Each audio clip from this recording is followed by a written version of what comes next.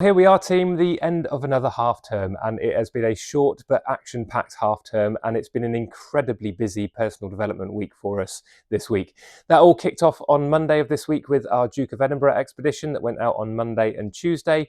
Students have produced actually a short little film about that, which we're hoping to get up on social media later on to give you a bit more insight about what goes on there. We had a lovely rewards afternoon on Wednesday run by our heads of year for Key Stage 4 and Key Stage 5 that looked to recreate the popular TV show Taskmaster, with students taking part in all manner of activities. My favourite, I think, being the Hunt Mr. Allman. Lots of little tiny photos of Mr. Allman hidden around the building, and the students had to go off looking for them. I think maybe Alex Horn could learn a thing or two from the creativity of our staff on that point. It's also been an incredibly careers-focused week. We've had a post-18 launch with our Year 12s on Wednesday morning, followed by an activity on Thursday this week with businesses coming in to talk to our Year 10s about their future careers and what they should be thinking about at this time, but also how to present themselves and how to talk to different audiences. It was lovely to happen across that taking place this week and see the passion, commitment, enthusiasm, but confidence that our students will talk with now. This was then matched later that day with Year 10 taking on a Business Entrepreneur Challenge, and hearing the fantastic ideas that students had was a real pleasure.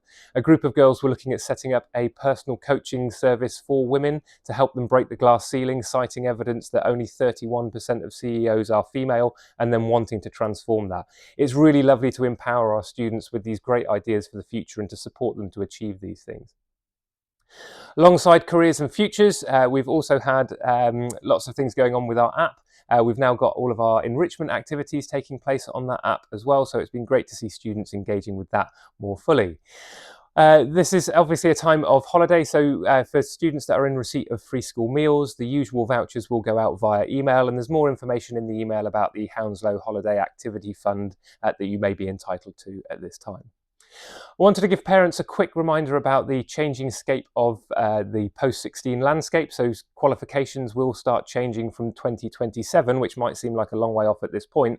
But for our Year 10 students, it means that they will be looking at different qualifications in some respects when they start those at the age of 16. You may have heard of this idea of V levels, vocational levels. They are broadly similar to a number of qualifications that we already offer, but we will be starting work on producing a curriculum around that over the coming year. Largely, that will be looking at things that we already do, so marketing, business, finance, things to do with creative media development, games design, digital design, those sorts of things. We're excited to be able to build that curriculum and, as always, stay at the forefront of these things. We think it also chimes really nicely in with Hounslow's view of the Golden Mile, in which they're looking to redevelop a district around the A4 to really become a creative media hub, which is, again, fantastic news for a school like us, where we churn that out every day.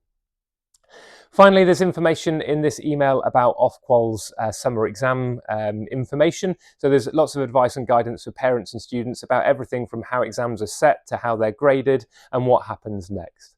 We've spent a lot of time this week also preparing our Year 11 and Year 13 students for those final exams, and specifically today Year 13 are going to be looking at how they're creating their revision timetables ready for those exams this summer.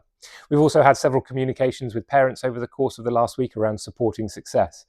It is absolutely vital that for students in Year 11 and Year 13 that they make the most of this holiday. It really isn't a holiday at this time for them.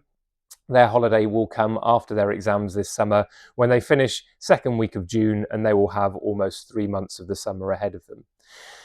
For this Easter, we are expecting that students will be working every day. The exams aren't an easy thing to prepare for. We've set about setting up revision timetables for Year 11 that are largely guided, but again, this is a sort of base expectation. If students are then wanting to go further and beyond that, that's absolutely welcome. Similarly for our A-level students, because they study a different range of courses, we'll be supporting them today to be able to set those things up. But a rough expectation would be that for each A-level that a student studies, they should be studying for 2 hours a day over the Easter holiday. For each GCSE, we're expecting around about an hour a day for each of the GCSEs that they study. So again, that information is all there on the handouts that we've prepared for that. Have a fantastic Easter break. Thank you very much for all your continued support, and we will see you back in school on Monday the 13th of April, ready for the summer term.